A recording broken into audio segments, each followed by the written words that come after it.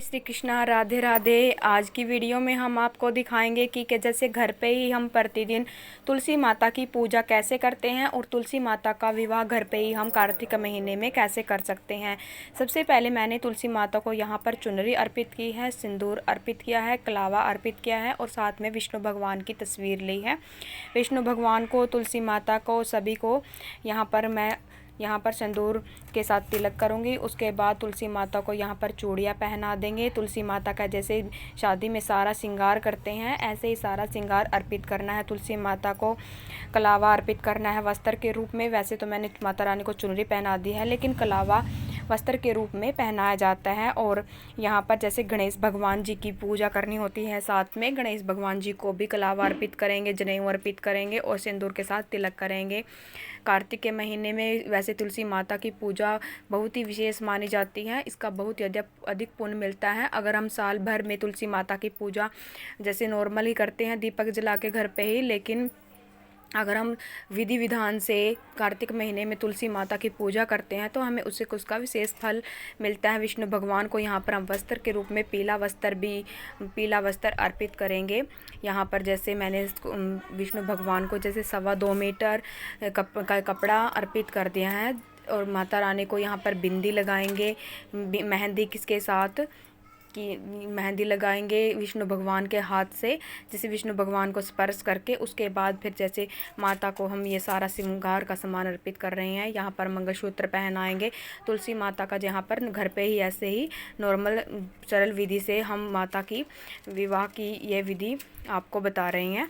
दीपक जलाएंगे और छोटा सा हवन भी करेंगे। जैसे हवन में जैसे शादी में हम 7 फेरे होते हैं, तो अग्नि के सामने तुलसी माता के फेरे करवाए जाते हैं। अगर स्पेस है तो यहाँ पर हम तुलसी को से लेके उसके साथ फेरे भी करवा सकते हैं। और साथ जिस तरीके से यहाँ पर दक्षिणा लेंगे और जो 1 रुपये का सिक्का अगर चांदी का मिल जाए या फिर वैसा नॉर्मल सिक्का हो तो विष्णु भगवान का हाथ लगवाकर तुलसी माता को सिंदूर अर्पित करेंगे। माता रानी की मांग भरेंगे, मिस्त्री मेवे का भोग लगाएंगे, खील पतासे जो भी हमारे पास हो, चावल यहाँ पर चढ़ाकर माता रानी की हम पूजा कर सकते हैं। यहाँ पर हम जैसे हमें हवन की सामग्री होती है, कपूर के साथ यहाँ पर हवन करेंगे और माता रानी की जैसे शादी में अग्नि के सामने साक्षी मानकर 7 फेरे किए जाते हैं, ऐसे ही तुलसी माता की यहाँ पर आरती और कथा जो भी हमारे इच्छा हो वो हम तुलसी माता के सामने कह सकते हैं। जल का छींटा देंगे और जल के साथ शीश देंगे तुलसी माता को। और इस तरीके से यहाँ पर हम तुलसी माता का विवाह इस बिल्कुल सरल तरीके से यहाँ पर आपको यह विधि बता रहे हैं। इस तरीके से हवन कर दिया है, छोटा सा कपूर है, सामग्री है, सब कुछ है, खील पतासे का भोग लगाएंगे। और जैसे अगर हो तो घर में जैसे हम मिठाई बना सकते हैं, हलवा पूरी जो भी हमें बनाना होता है, माता रानी का भोग लगा सकते हैं। और बाद में छोटी छोटी कन्याओं को भी हम घर पे जिमा सकते हैं जैसे।